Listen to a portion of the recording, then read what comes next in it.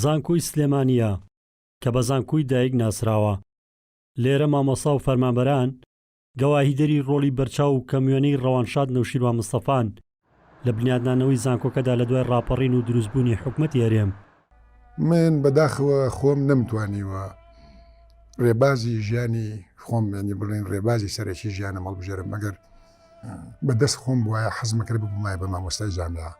خەمخۆری نەوشیروان مستەفا بۆ بنیادنانی دامەزراوەکان بە تایبەت ناوەندە ئاکادیمی و ڕۆشنبیریەکان بەلای مامۆستایانی زانکۆوە جێی ستایشە بۆ دۆخەی ئەو کاتە.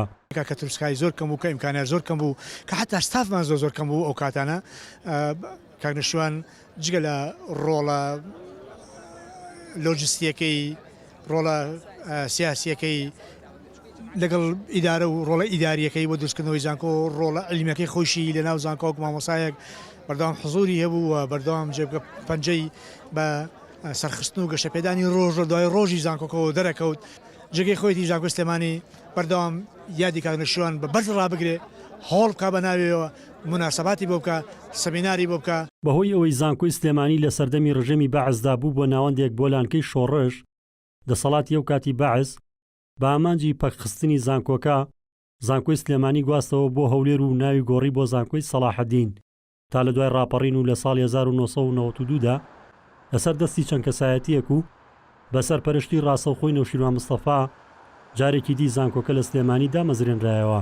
دیارەکانشان خۆی ئەو باگراوەندە فکری نووسینەی و نووسەرێکی دیار بۆ کەهی بووە ئەو باگراوەندەوەی کردو هەمیشە بە خەمی کای ڕۆشنبیریەوە بێت کاوی زانکۆ و خوێندنەوە بێت بە تایبەتی لەو سەردەمەیە کە فەراغێکی ئیداری دروست بوو لە ناوچەکە بۆی کە حکوومەتی عێراقی فەرمانبەرانی خۆی کشانە بۆ دام و دەستگا ئیدارەکانی کشانە بۆ زانکۆی سلێمانی توانێت ڕۆڵە بجێڕێت چ لە پێگەیاندنی مامۆستا بۆ ناوەندەکانی خوێندن چ لە پێگەیاندنی کادری ئیداری بۆ بەڕێوەبەردنی سیستمی ئیداری ناوچەکە. ئەمەش ئەتوانین بڵێن بە فەزلی یەکێک لە فەزڵە کەساتەکان کە فەزلی بەسەرشێتەوە کاکنشوان و جگەلەوەش خۆی وەکو مامۆسای زانکۆ هاتە ناو زانکۆ بەردەوام بوو. نەوشیروان مستەفا جگەلەوەی ڕۆڵی بەرچاوی هەبووە لە دووبارە بنیادنانەوەی زانکۆی سلێمانی هاوکات هاوکار و پاڵپشتیکارێکی بەردەوامی ناوەندە زانستیەکە بووە.